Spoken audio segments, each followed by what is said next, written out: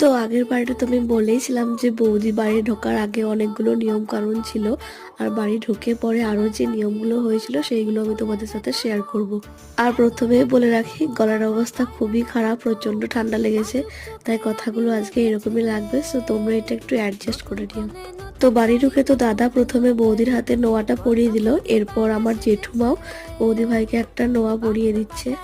তারপরে এই যে আরো কি কি রিচুয়ালস থাকে সেইগুলো করছে, এগুলো দেখতে কিন্তু ভারী মজাও লাগে।